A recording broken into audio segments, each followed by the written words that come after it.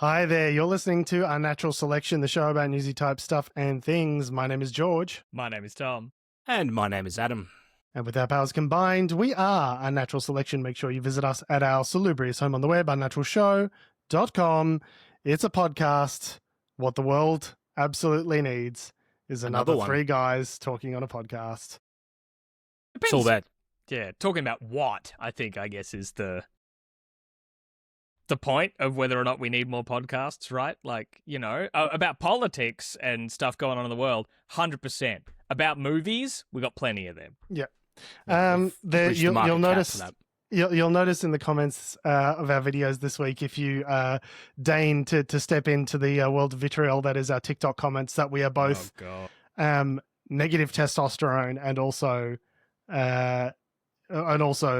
three men talking about a woman and misogynists. So depending on which side of the spectrum, is commenting, we're both not masculine enough and also too masculine. I don't know what masculinity really has to do with Schrodinger's masculinity. It's like we're both masculine and not masculine at the same time. Yeah, discussing politics. I don't know how my testosterone count is really relevant to that necessarily, but you need to have a deeper voice, George. You need to. We all need to just take. What are you talking about, Adam? This is the Barry White hour. Yeah.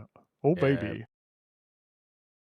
But I need to know. I need to know if I'm listening to guys talking about politics. I need to know their T count. Okay, otherwise I can't take their opinion seriously. What would be Andrew Mountbatten Windsor's T count? Do you think? Well, he's British, so a lot of tea, you'd imagine. Yeah, like very good. That's a tea joke. Thank you. Sip my coffee, ironically. Yeah.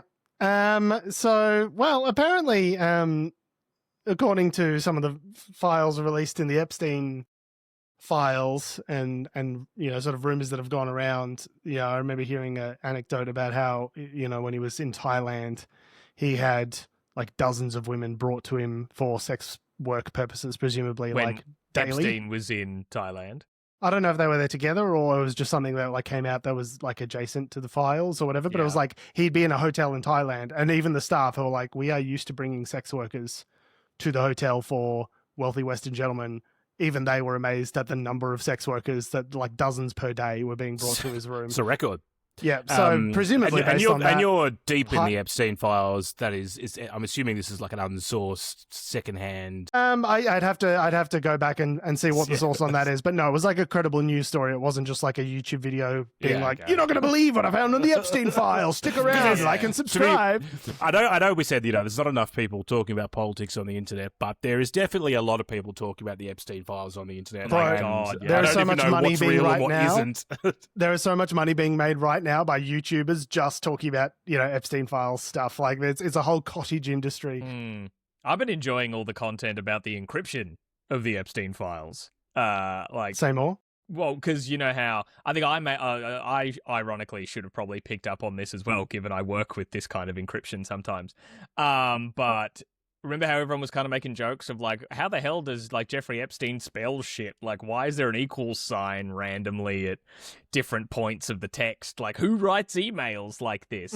It's because the DOJ were they just did a raw conversion of like, well, these are all the emails we've gotten off a server, which are in like HTML, like, the code format that would render them in Gmail or whatever, and then just convert to PDF and call it a day. Yeah, cool. And so the PDF converter could look at some of the characters and just go, I think that's an equal sign. Or I think that's an ampersand or whatever. Or it just throws that in. But on top of that, it means that there's all this gibberish in the PDFs that are actually base 64 encoded strings, which is like, looks like nonsense to the human eye. Like it's just a whole bunch of letters and numbers and characters and all this sort of stuff. But if you have exactly the right letters and numbers and characters in the right order and you chuck those into a base 64 decoder, you'll get content. So people are trying... So it's an enigma. Basically, you could decode the attachments on the emails Wow. if you get the exact base 64 string. If you put an equal sign instead of a hyphen, you're fucked. Like, it's not right. And so people are going through these base 64 strings trying to decipher, has the PDF copy fucked it, Or have I got it right? Because then we can get the attachments. They've the left emails. the Holy attachments shit. in all the emails if people can crack this. And like software Just throw people it into Claude. Just throw it into Claude. I'll sort it out. Software people much smarter than me are trying to get those strings right. So it's watch kind of like when people can get what they were sending each other. The, So it's true kinda like when crime, you the true copy- crime sphere is just fucking exploding from all of this. This is Yeah. all you ever needed to do to catch all of these fucking people was release the files, because nerd sleuths online will go into overdrive and spend their entire lifetimes trying to crack this information and track these fucking people down, right? Well, because this would be like decoding fucking who was it? The Zodiac. Like the Zodiac Yeah. code. No, we right? would have Like, if I found that fucker in 2 weeks if we had, Yeah. open claw. It's kind but of like anyway, when you yeah. copy and paste a PDF and then the Fs into a Word doc or something or an email, Yeah. and the Fs come Yeah. out as like weird characters. You're like, what's Yeah. Yeah, happening here? it's like it's taking a stab at converting those formats. They are different formats of the encoding of the document, right?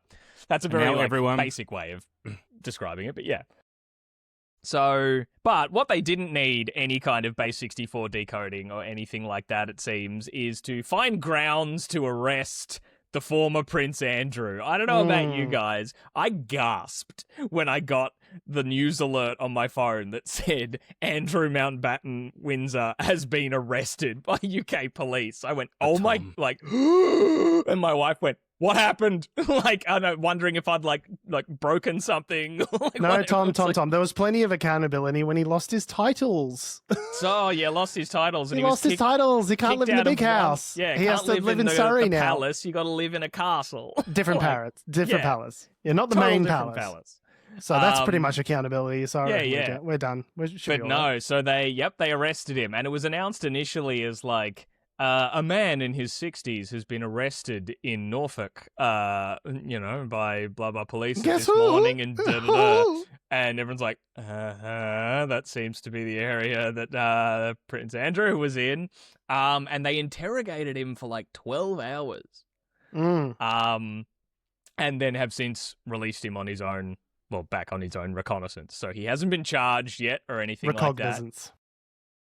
Oh, I thought it was reconnaissance. Okay, wow, I've been saying that wrong Reconnaissance for is years. scouting. If you're released on your Yeah, own he's on his own recognizance- scouting for more like ways Yeah, to. he's How a do I get recon. out of this? Fuck. And Andrew Mountbatten wins up, famous recon class player in Battlefield 6. He's gonna be chucking claymores by his front door from now on. Yeah, that's a great joke for all the gamers out there, and not a great joke for those who are not gamers. Yeah. So they interrogated him for like nearly 12 hours, and then the photo that went around the world was taken at the end of this, because obviously they had him for 12 hours, and then when they let him go, a car picks him up around the back of whatever station they were holding him at, and a photographer snaps the trying to look like, trying to keep a low profile, just like leaning back in the car and looking, I believe shell-shocked was the term I saw being Shooketh. thrown around. Yeah, if anyone was embodying the concept of someone being shooketh, it is the photo of Andrew in the back of this car. It is haunting. Like it's this amazing, like he's just got this terrified look. The cameraman got the exact right angle to get like the red eye sort of like look that we were all used to in photos from the 90s. Like, No, this looks too good. I need the red eye. I need to make him look like a cat at nighttime. Yeah, I yeah. need him to look like a scared possum. yeah, he looks like if someone just discovered like, the Terminator. Like he's got the red eye in just behind there, like he's a robot. Come with me if you want to Yeah. live.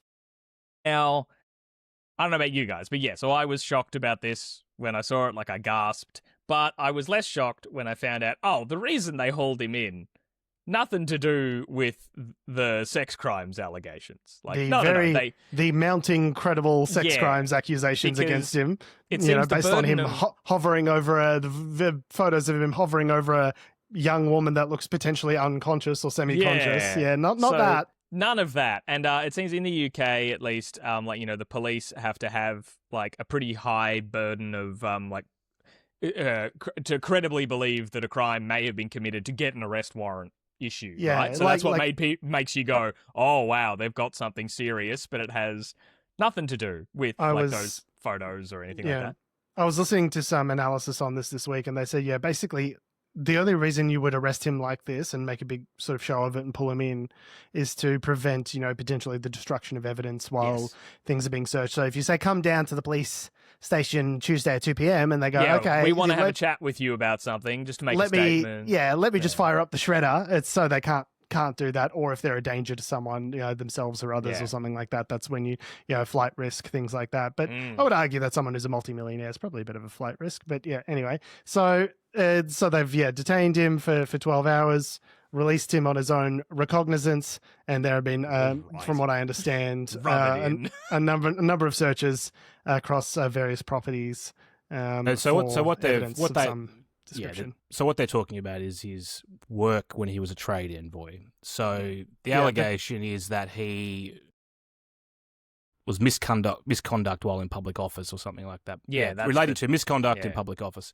Yeah, so relating what to they're saying information here is that he was passing back and forth to Epstein about Correct. The bailout and things like that was happening in 2008, and we've seen emails to that effect where it's that's classified. Where what's his name, Peter Mandelson, was literally firing off emails to Epstein about financial stuff that was occurring within the UK government. So we've already seen that. We know that was occurring. It's just about whether Prince Andrew was also doing similar sorts of things as well. Between the period of 2001 to 2011 or something, I think he was the trade envoy.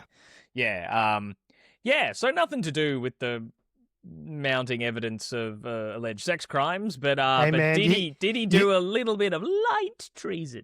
If you get Al Capone for tax evasion, you still get Al Capone. I don't care how he gets got. We all know what he did. This is the thing, right? Allegedly, a lot of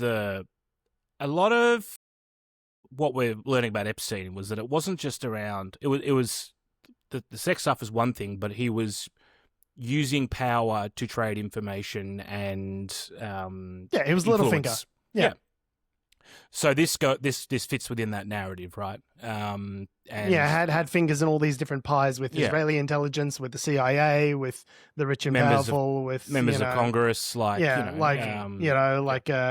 think it was Ehud Barak. Was the former Israel Prime Minister. Was asking him about advice for how to sort of feather his bed in his life after politics, and all the famous rich people that exist that you can think of were basically just good mates with this guy. There was a woman who was very high up in I forget which finance company it was. I think it was a Goldman Sachs or something like that had to resign recently because of her very chummy relationship with him, and all these sorts of very high up people that are now facing consequences for their associations that they either downplayed or lied about, essentially. So the world's been reacting to that, and the next thing that's happened over the last 24 hours is that the British Parliament are looking for a way to remove him from the official line of succession through legislation. Do it. I thought that came as a part of losing all these titles. If you lose all your titles, you're no longer apparently prince, not. So you're not. No, it's by blood. So the last time this happened was when they sort of got rid of the whole male preference for who for the heir first to the in throne. Line. Yeah. All right, so no longer firstborn son, just firstborn or whatever. Yeah. So it's literally written in legislation as to how it works. So they'd have to do extra legislation to remove him. So for Australia, obviously we are affected by this. We would have to pass our own legislation, I think.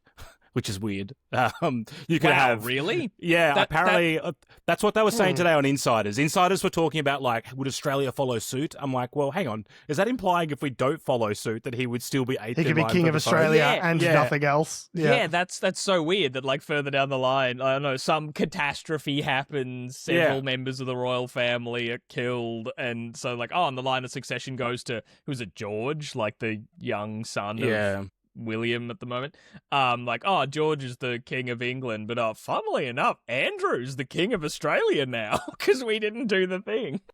So it would I think the ones before Andrew is Harry's children, and then Harry, and then back up through the thing. But anyway, I found that very interesting. I was like, oh, okay.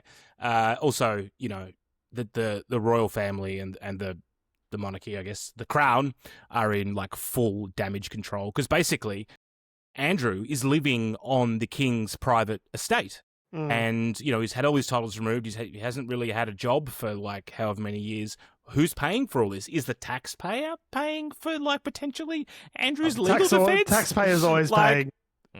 Like, there's just all these things now that, as much as King Charles and the crown probably want to send Andrew to France in a tunnel or on an Irish boating trip, they are sort of tied to him as much as they want to distance themselves from him. Like there is a certain tie-in there which affects the monarchy. And the British Republican movement fired up earlier this week and were like, let's go, and not probably a long way from that happening. Legislate him out. One down. More to go. I think it's something which was interesting to me about this whole thing is how the statement from Charles was basically like, that's what I was going to say. Have at him. Like, fucking get him, boys. Yeah. It was like we stand ready to cooperate with the police. You got to do what you got to do, I guess. Like, yeah, full, wholehearted support and cooperation to, yes. Full investigation must be conducted. Anyway, I'm off to British Fashion Week. Bye. Anyway, see ya. He went to British Fashion Week like 3 hours later. See ya, says Sausage Fingers. The last time a British royal was arrested was, I think it was 1647, when Charles I basically lost a rebellion and they, tried him for treason and cut off his head. That's the last time a royal has faced any serious consequences like this for their actions. So I love that's pretty cool. Everyone's been framing this as like first royal arrested in 300, 400 years or something, and going, oh, well, no, what you mean is, though, that last time wasn't just arrested. It was, like, executed. That was chopped off his head, I think. Grabbed them, killed them. Britain became a republic, sort of Commonwealth. The Commonwealth. Briefly. Became briefly, So, developing story. More will come out, space. I'm sure. Yeah. But it is fairly wild that I thought, oh, maybe this is done now. Like, he's had his sort of public, shaming. But these files just, and we can talk about it in relation to Trump as well. They just will not go away, man. It just keeps going. It's like the mines. The deeper you dig, the more gold there is. The content mines. Yeah, the dwarves are digging too greedily and too deep, and some horrible things are being found. I just, one last thing to mention on Andrew that I can't believe we didn't mention before. It was his birthday! Oh, yes. 66th birthday. It was his 66th birthday at 8 a.m. Andrew. Banging on the door and hauling him in. It's pretty astounding. I mean, crazy. Turns out, I think he has learned how to sweat after all. Staying on the subject of Britain,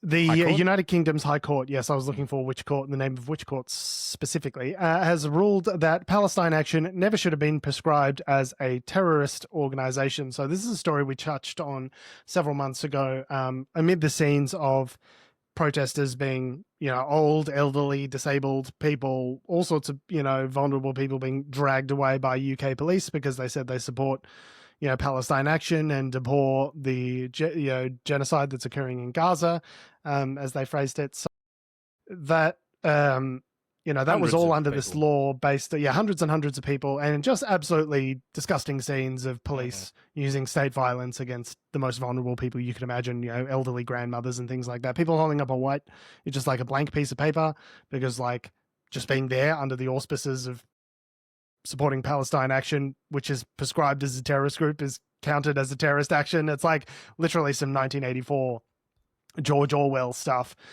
So there was a lot of consternation at the time saying, how can you prescribe a domestic organization as a terrorist organization? There had been some allegations of criminal acts that had been taken, that had taken place on, by members of the organization with regard to attempting to burn down buildings systems. So what a defense happened? Contractor, right?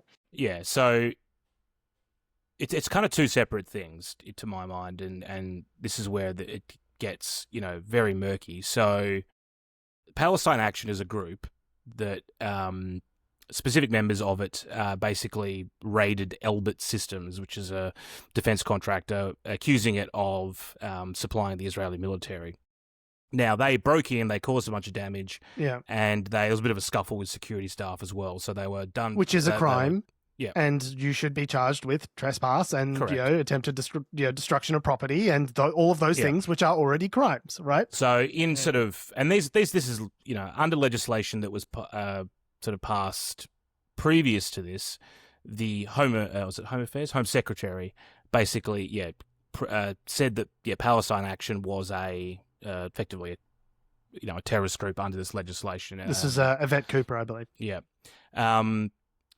And the reason being is that they sort of said that because of the destruction of property and the violent nature of it, that's why they'd been designated that. Now that happened; those people were arrested, and there's been some developments. Well, no, this is different. What I'm saying is these people were arrested who did the violent, who did the, and then the people that were protesting, who really probably had nothing to do with just this hardcore protesters, but because now the whole group is prescribed as a terrorist organization, any material arrested. Support, even podcasts in the UK that were talking about it, were saying we cannot say that we support Palestine Action. Because to even say that out loud is a crime because it provides material support to what has been termed a terrorist organization. Like really crazy stuff. Yeah, it's very extensive legislation, which, in Australia we've passed something probably not quite as draconian, but we're still banning phrases. Yeah. The state's banning particular words and patterns of speech. Like, that's also similar, No, what I'm saying is that we have a similar law now in Australia, which is that you can designate a group that is encouraging violence to a certain extent. This is part of the Albanese's new laws. Yeah. And then anyone who it is then a crime to materially support, associate with, that group. So, but they need to be tested. Recommended by ASIO. It sounds like there's a couple of more layers of protection in the Australian instance, but it's still not great. There was meant to be protections in the UK one as well, but that as there's been found now by the High Court, they didn't follow their own process basically when they went through this. And of course, the UK government is looking to appeal the decision and saying, no, we were right all along. We can't back down from this. We're gonna find a new way to make it, illegal again. What's interesting is that while the High Court has found that the prescription, the act of putting them as the act of prescription was illegal, they are still on the list. They're still there. So there's like a separate, now there's a whole series of other cases, including there's a whole nother bunch of criminal stuff that's happening with the people that raided Elbit Systems and stuff, where they've now got to unpack this whole legal quagmire that they found themselves in. And what about the thousands of people that were arrested for peacefully protesting? What does it mean for them? Are they still have charges? Does that all get rescinded? Do they get compensated for being detained under the auspices of an illegal law? What happens now?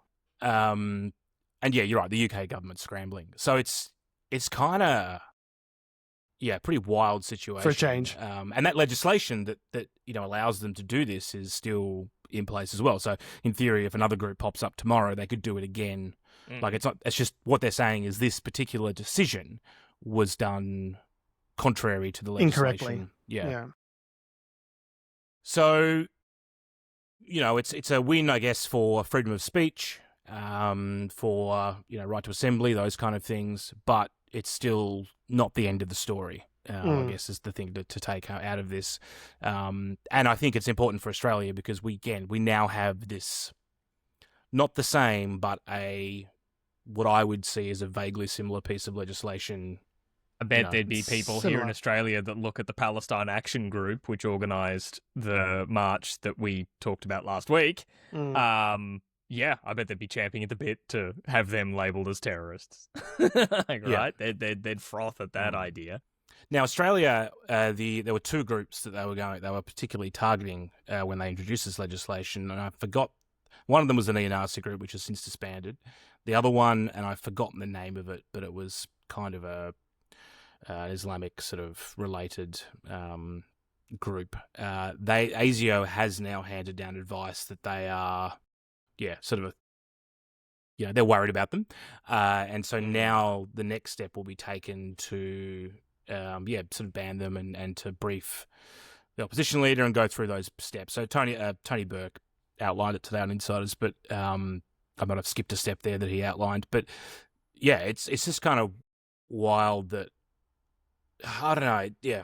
It's good in some ways. Like, you don't want people arguing for violence, but it's always the use case, right? It's like, it's up to the individual and it's the, already, and the system. but that's already illegal. Like, you know, to say that you are going to do violence to someone in order to intimidate them is a crime. That is assault, right? That is already exists as a crime. To advocate violence is not legal, right?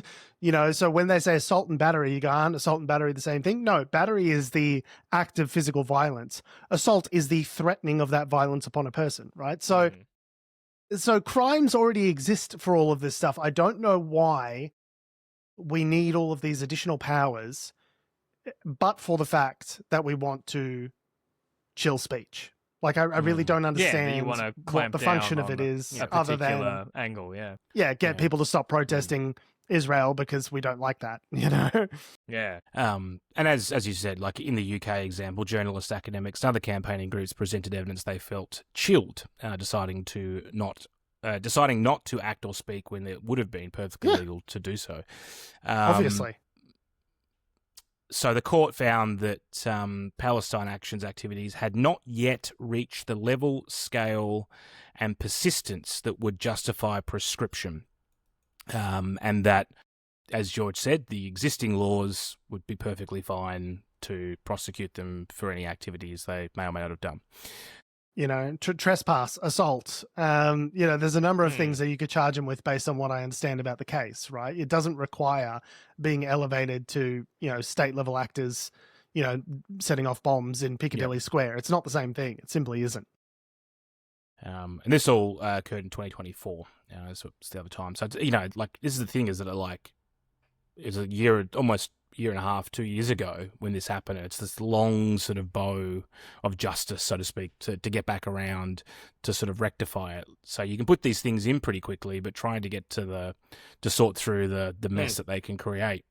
Well, it's takes ages. Especially if you do them quickly, right? Yeah. Like, if you rush the laws through, then you're more at risk of having stuff you need to undo over a long period of time. It's the same methodology that the Trump administration pursues, where they just move fast and break things, and then the courts might fix things, they might not, but it'll take them a year or two to catch up, and by then we've already achieved half of the things that we wanted to achieve, even if it gets reversed, you know. So it's I can certainly see why progressives over in the UK are down on Starmer at the moment, as is everyone, according to his polling. Is about as popular as syphilis as I can tell. So maybe they need to bring Boris back. Oh, don't even invoke it, Tom. Don't even put that out into the universe. I don't want that floating around as an idea in the collective unconscious. Don't worry, Nigel Farage is waiting at the wings. True. With a pint and a cigarette, biding his time. Speaking of biding their time, the United States is, by all accounts, not biding their time. No, they're pre-positioning for a strike against Iran, some sort of military action. So at the moment, the United States is currently in talks with Iran over trying to get some sort of nuclear deal in place. Trump has given them 10 to 15 days. Would you say like the Iran nuclear deal that was in place that Trump rescinded? That was a bad deal, George. This is going to be a better deal. Yeah. I don't think so. Anyway, so they're in talks. Trump's given them a deadline of 10 to 15 days, or else, basically. It's going to happen in a couple of weeks. Everything's a couple of weeks. How soon is it going to happen? Yeah, a couple of weeks from now, maybe a couple of weeks. Or how about now? Still a couple of weeks, maybe a few weeks, maybe 10 days, maybe more, maybe less. So we talked about it at the time when the US struck Iranian nuclear facilities, whatever it was, 12 months ago, something like that, less than that, 6 months ago. I can't tell what time is anymore. Time is... We're lost in the morass. Yeah, well, you should basically get used to that. The next 3 years are just going to be a bit of a black hole like that for you. So just I would customize yourself to that reality. Hello, darkness, my old friend. Now, the effectiveness of those strikes was debated at the time and subsequently. Yes. That's a nice way of putting it. What's been interesting is the Iranians' the activity at these sites has picked back up again over the last, however long. The Iranians have been... But Adam, I don't see how, because they were completely obliterated. They were vaporized from the face of the earth. They've been burying the entrances to some of these facilities, as well as, activity has been picked up at some of the other ones as well. So they're either trying to, I don't know, bear extra defenses in case they get hit again, or they're, moving things around. It's unclear, I guess, at our level what's actually happening. Now, what has been happening, what we can see quite clearly is that since January, basically right after the Venezuela thing happened, the United States has been pre-positioning an incredible amount of military equipment in both Europe and parts of the Middle East. So because of their proximity to Iran, presumably. Correct. So this is the same thing we saw in Venezuela's case. We saw it last time with the last time the US struck Iran. It's just that people are paying attention more to it now. This is what you do. You pre-position assets to different parts of the world. You confuse your enemies. The attack could come from anywhere, and then eventually, at a time of Donald Trump's choosing, they will carry out some sort of military activity. Now, as to what kind of military activity that they will undertake and why and what their target will be, it's unclear. Keep in mind the Iranian protests that happened. I think it was late last year. Trump did say, "Oh yeah, help is on the way," to which there was no help after that, and allegedly thousands and thousands of people have died in those protests. Man, imagine the U.S. defense apparatus letting down the people of Iran. Just can't even picture it. Well, what's clear is that weird. You mean we can't just even the U.S. for all its power and its ability to project force, it still needs to pre-position, and then it still needs to logistically... You can't just zip it over to the fucking, to the Strait of Hormuz or whatever. You gotta move stuff. It takes time, right? Yeah. So, based on what I've seen with Donald Trump, this is my opinion, I would say that he's more... If you're pre-positioning this many assets, given the cost that's involved with it as well, you're more than likely to use it. Now, could it be a negotiating tactic for these talks? It could be. But I'm a master negotiator, and if I don't get my way, I drop bombs. It's the most incredible negotiating tactic is if you don't negotiate with me, I'll kill you and your family.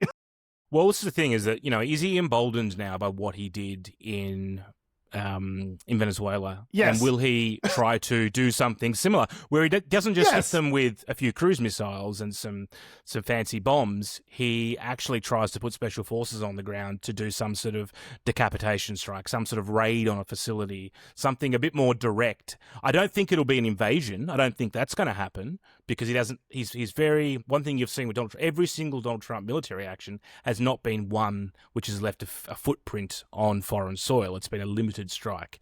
But not to say that what he would do would be not risky. The US has done this before, when the Iran hostage crisis happened. They tried to go and militarily get the hostages out with Operation Eagle Claw, and that failed miserably. They lost a bunch of planes in the desert.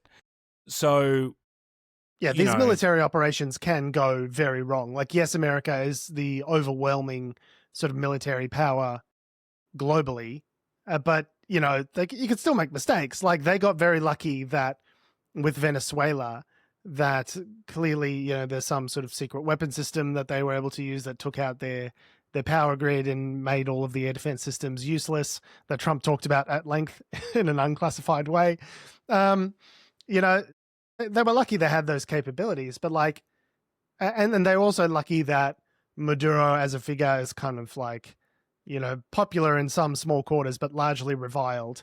And that, you had someone compliant like Delcy Rodriguez to kind of say, yeah, I'm 2IC and I'm very happy to play ball with America. I don't think you'll have that kind of support on the ground there in Iran. It's a theocratic regime that's been in place largely unobstructed since, the late 1970s, right? So it's not as though you're going to get, friends on the ground in Iran. Like even the people who don't like the Iranian regime in Iran are not fans of America. Like, you know what I mean? Like one does not equal the other. So I don't think you're likely to find the kind of support. It's a much larger country. It's a much more well-armed country. There's a lot more resistance. The risk it's for a much higher bar to clear, right? Yeah. That being said, we saw the Israeli operation against Iran in conjunction with some of the stuff the US was doing. Because remember, Israel and Iran were hitting each other with ballistic missiles and airstrikes for a month or two. Yeah, they took out their air defenses and stuff in Iran, and so I guess everyone's just gone, okay, well, great, we've paved the way, let's go in. So maybe it's less of a. This is why America is friends with Israel, right? This is why that special relationship exists. It's essentially a forward operating base for, a cutout for the Americans, ally in the Middle East. An ally in the Middle East to be able to launch operations that we have plausible deniability on, we the Americans. And look, they've accidentally cleared the way for us to go into Iran, which we've always wanted to do. Thanks, buddy. Let's hop in. This is the whole reason that special relationship exists between the US and Israel. And what's wild is that, it's not just like it's the UK, Ramstein, Germany, Spain, Saudi Arabia, Qatar, Jordan. Like, they have positioned assets everywhere. So, I don't know. I think it's going to kick off again. And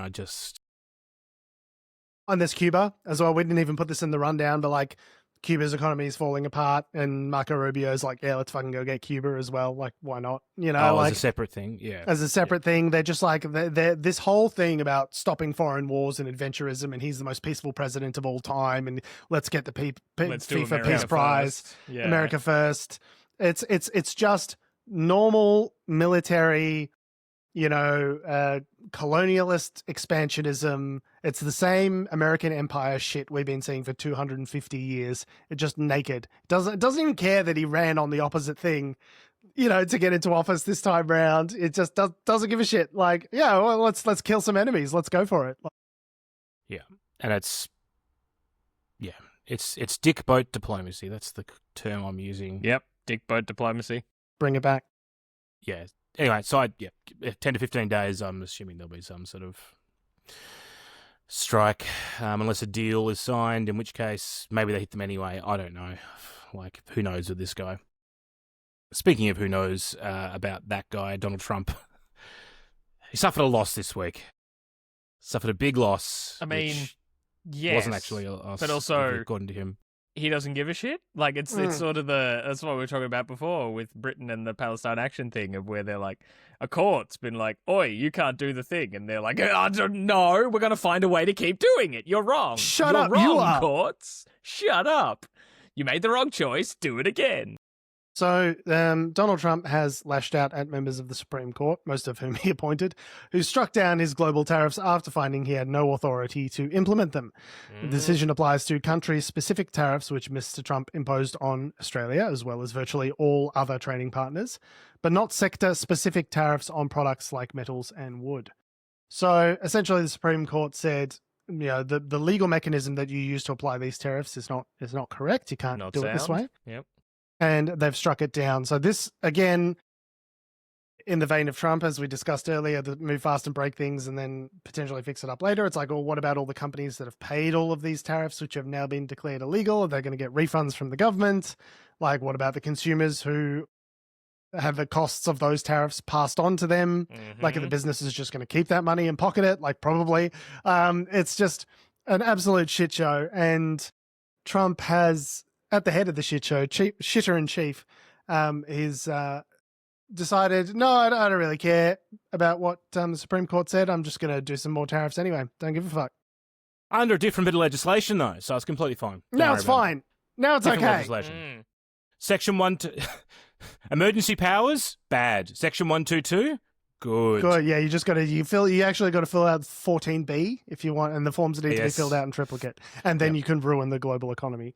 Yeah. To those members of the Supreme Court who voted against our very acceptable and proper method of tariffs, Tariff is all capitalized for some reason, should be ashamed of themselves. Their decision was ridiculous, but now the adjustment process begins, and we will do everything possible to take in even more money than we were taking in before. Huge. It's just insane. So, like, break it down for a dum-dum like me, because I know he was doing, like, he had that board where he had, like, what the tariffs were for different countries, right? Like, when he held up that thing in a press conference ages ago. So those are the ones that the Supreme Court doesn't like. He can say, oh, hey, we're going to put a 10% tariff on steel, and it doesn't matter where the steel's coming from. Like, because then that's just a US tariff thing that he's put in. But he can't say Australian steel. Well, what he can't do. So the emergency powers were basically, there was two, emergencies that he declared. One was the influx of illegal drugs from Canada, Mexico, and China. And the other, which he said created a public health crisis, and the other one was due to the large and persistent trade deficits, which had undermined critical supply chains. Not an emergency, to be clear. In doing that, he then said, "We're not going to target specific industries or goods or commodities. We're going to say, blanket, as you said, Tom, with the board. China gets this, Australia gets this." Macron was being a fucking asshole. 10% on champagne. Go fuck yourself with your sunglasses. Yeah. Now, there are, under declaring it a national emergency, there are broad powers that can happen that he can use on the economy, but this is not one of them. Not the way he's used it. Yeah. Not the way he used it. So, and again, it's been, 8 months or something now since he did April. this. Liberation Day, 1st of April. It's taken this long to get to the Supreme Court. So basically what happened was a bunch of small businesses and, enterprises got together, basically put a legal claim through the federal court.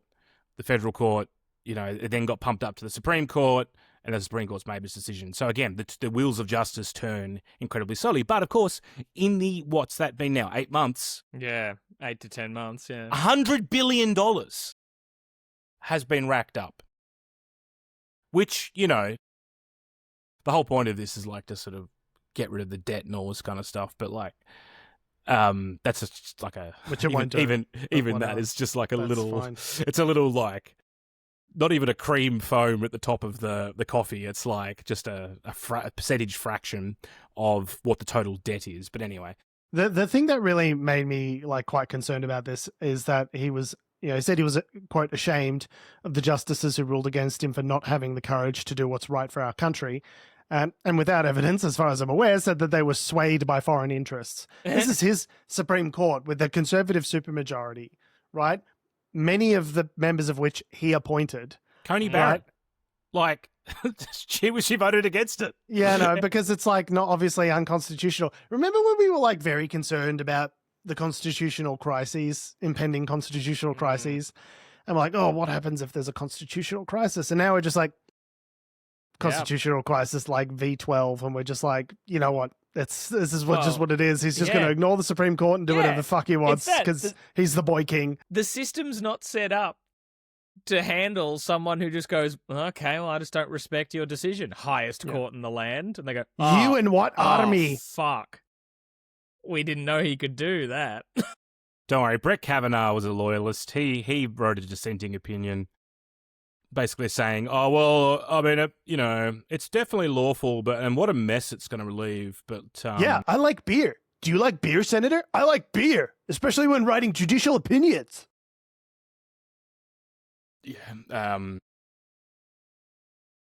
don't know. His argument seemed to be, well, it's while we can argue about the effect of it, it's not illegal. And I was like, well, that's not it's wrong anyway. Yeah. So yeah, I mean, and this is the other thing. So he's basically put this under Section 122. He has 150 days, I think it is, something like that. And then Congress has to basically give written permission to extend them, or they get wound back.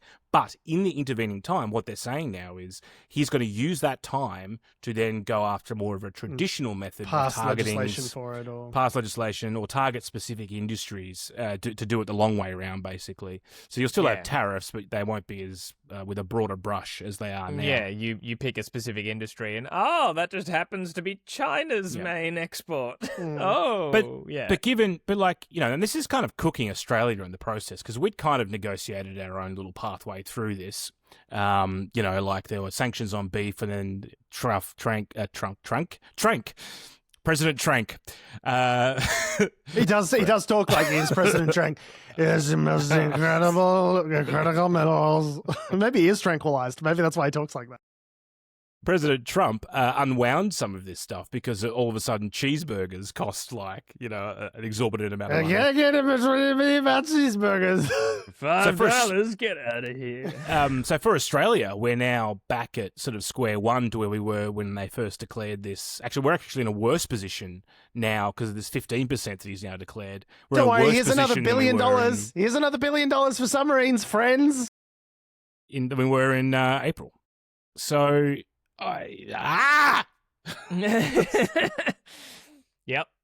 That's essentially the sentiment. I mean, the good news is that I think a Republican Congress with midterms coming up are probably not going to pass any extra legislation to let him do anything too crazy. It's the question of what will he do anyway, and just ignoring the powers. Because, again, the legal system will take 12 months to catch up with him. What can he feasibly get away with moving fast and breaking things?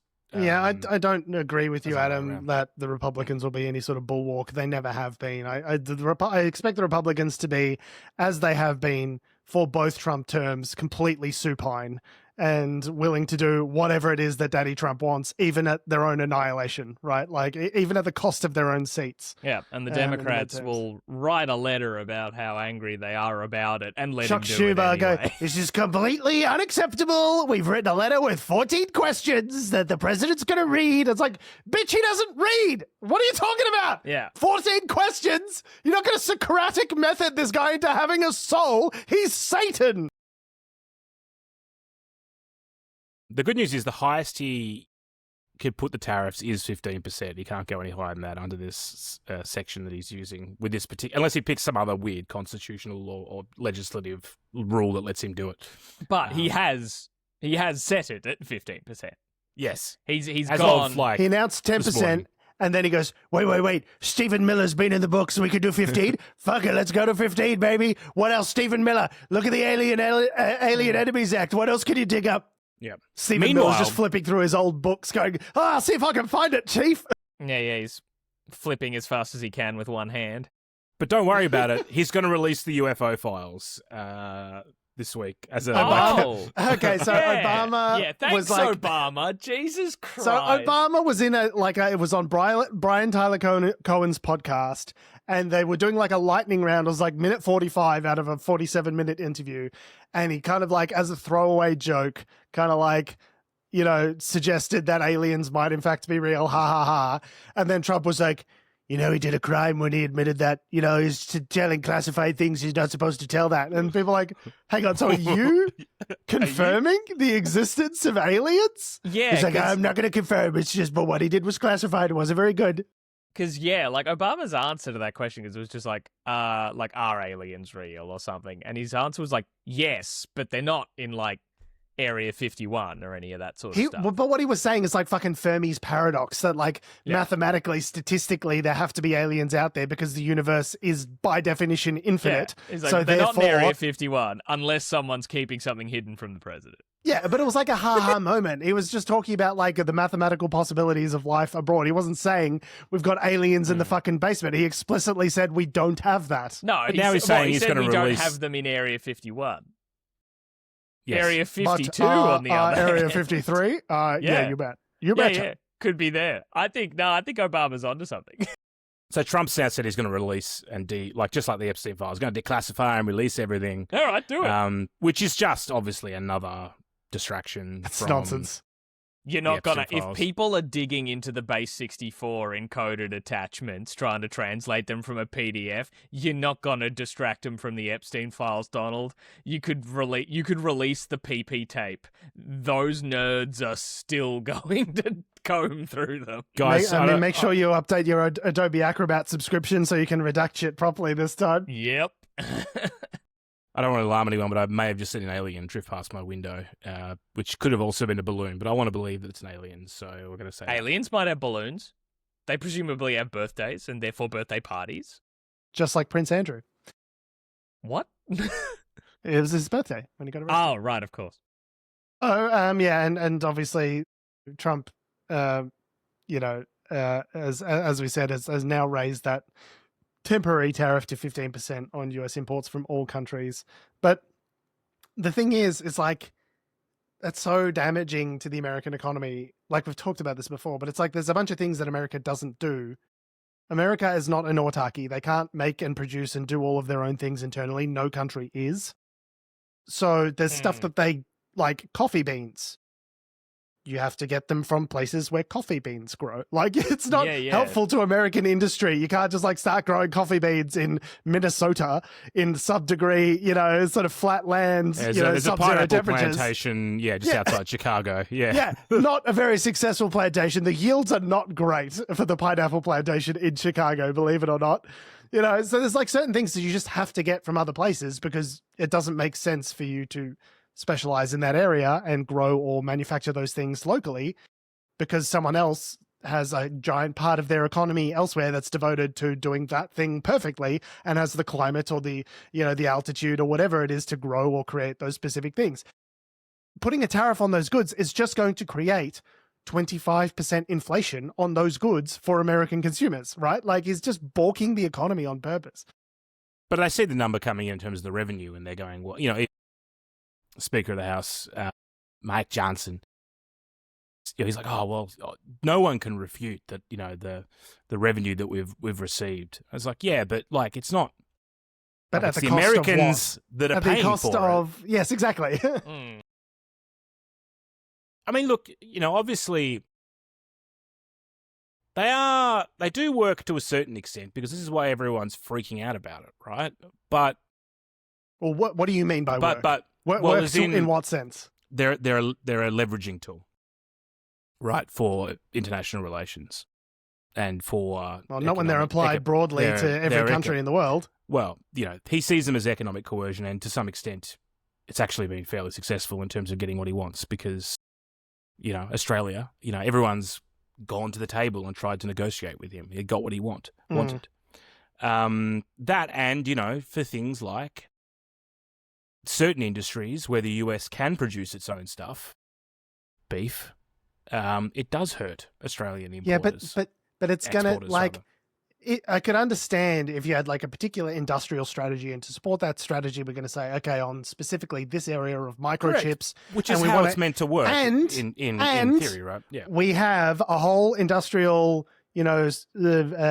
support program in place to fund those industries locally, and over time we can shift some of that high value manufacturing back over. But it's not like. No. We're going to make our own champagne. And it's like, well, it's not champagne if it doesn't come from France. So you're not, it's just sparkling shithead. Like, sparkling shithead. It is, it's one of those things where it's like, like traditionally tariffs, these kind of things, it's meant to be a long-term economic policy to develop sovereign capability. Capacity right? in a particular area. But hand in hand with industrial strategy. Correct. To drive those, it's not, but there's none of that. It's just, all stick, no carrot makes Donnie a dull boy, right? And at the end of the day, in the short term, it's actually, the American consumers or the importers that are paying for it. And in a time when inflation is ticking up, as we saw, their reserve, not the Reserve Bank, what do they call it, the Fed, the way they're talking about inflation and their concerns around it and whether to cut rates or hold them or raise them. Like, there's a lot of concern internally in the financial apparatus as to what's going on in the economy with regards to inflation. So I don't, none of this is going to help, right? Our only hope is that the bond market keeps freaking out and that puts him in check. Like, that's the only thing I'd say over the Hit him in last the like wallet. 6 months Bond that's actually vigilantes. done anything is the bond market. The thing is, though, by doing this over and over again, he inures all of us to the consequences of his actions. The first time that he announced the Liberation Day tariffs, there was a massive market freak out. Stocks dropped, 10, 20%, bear market. There was a really profound reaction in the markets. And ever since then, he keeps announcing things and then keeps rolling them back. And the whole taco thing came about. Trump always chickens out, right? And so the markets kind of know that now. And so they're kind of, you're not seeing the kind of market reaction that you would expect to see from this kind of response a year ago, because everyone's just kind of like, this is just what he does. He's fucking nuts. And ironically, that incentivizes him to do these things more because the market reaction has no effect on, or not as much of an effect on him now as it once did. So like, ironically, him continually doing these things and us being less and less shocked by them the more he does them kind of opens him up to do crazier things more because we're just becoming numb to it, right? Like, if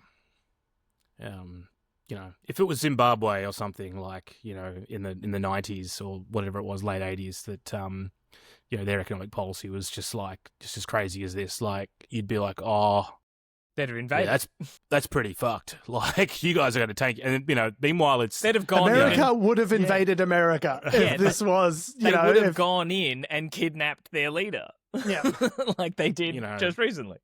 Everyone looks at what Argentina did, and goes, those guys made some really bad decisions. And meanwhile, it's the country with the with the reserve dollar of the, what do they call it? The reserve currency. The reserve of the world. currency of the world. Yeah, basically. It's making all these crazy decisions, and we're just like, they're insulated from the consequences of a lot of their actions because, we don't have, This is why people are investing in gold. This is why the gold price, exactly. Gold and silver has, the last 6 months has gone crazy. There are people in Australia out lining out the door of the fucking mint or whatever. Yeah, outside the Perth Mint going, I hope I get in today like it's the latest fucking iPhone. Yeah. People are trying to divest from the risk they see in the market at the moment because everyone can see that there's a bubble and that the things like this are just causing crazy instability. So they're looking for stability. And they know the data center build out is only going to prop up the American economy for so long. That's going to start tapering off soon. The AI, stocks have been since a month ago, 3 weeks ago.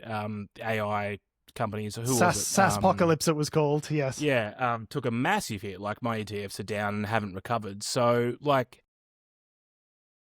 people can see this, and I just think that, as you said, George, because it's sort of. People are becoming increasingly more pessimistic. This is how you lead to market failure. This is one of the things that leads to market. If people aren't positive, if people aren't investing, people don't see the upside, then people start pulling their money out, and that's when you get an economic collapse. Yeah, you get a run on the banks, so to speak. So people start going, cash in my bond, cash in the bond, cash in the bond, right? And that causes the prices to fall because everyone's doing it all at the same time, and then that's when you need their Fed to start doing things like quantitative easing, where they start buying their own debt, they start huffing their own farts in order to keep the prices up. And that's this is like global financial crisis type stuff that needs to be done in order to stabilize the currency, stabilize, the world financial system, the liquidity that they have in their bond markets, which serves corporate debt as well as, sort of sovereign debt and all this stuff. In order to prop that up, when the repo markets start freaking out, then the Fed needs to step in and start doing all of these extreme measures to stabilize the currency and stabilize their bonds and their debt. And so it's not my point is that place to be in, right? No, and so my point is that these tariffs just make that whole situation worse. It's one element in a larger equation. It's a broader tapestry of insane destabilization that the Trump administration has engaged in this time round. So it'd be different if it was like one area of the economy. It's like, we broke our soybean industry or something, which they kind of did. But it's like it's so broad. It's all industries, it's everything. Everywhere. Yeah. Now, what we need is Jimmy Stewart. If they're going to do a run on the Elaborate. banks, No, we no, need- the we money's need a in Jimmy Stewart. It's in Bill's house, and It's in Jeff's house. He needs to grab Mary, who in this analogy is the United States, and just shake her vigorously while going, "It's all a problem, Mary." That's what we need. Are we doing Simpsons right now? Is that what's happening? No, Well, it's I was A Wonderful referencing the Life. film "It's a Wonderful Life," Yeah. which The Simpsons does reference It with does. a It does fantastic, do an episode. Yeah. no, but your money's not here in the bank; it's in Bill's house and Fred's house. But in The Simpsons, then Moe says, "What the hell are you doing with my money, Fred?" Yeah, yeah. And punches him in the face, and then it all goes crazy. But yeah, no, there was an old movie joke, Adam. I don't watch old movies. You should. It's a good movie. I If was it was watching. made prior to 1995, I'm not watching it. I was He- That's a watching. lie. I'm going to watch Terminator in the next few days. So It was made well before 1995. yeah, 80, I hate 89 or something. something. Yeah. yeah. I was watching Who's Afraid of Virginia Woolf last night with Who is?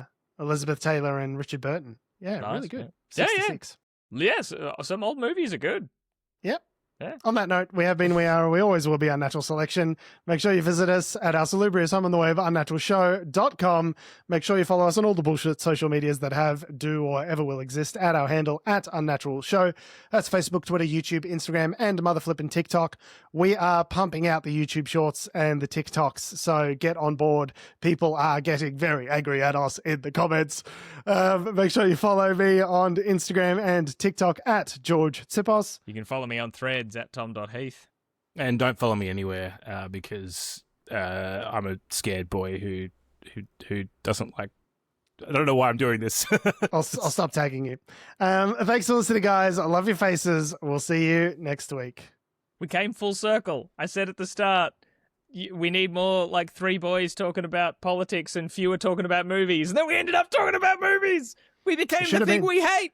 Should have been a movie podcast, Tom. Should have been. I would have had a lot less stress over the last 15 years. I tell you what.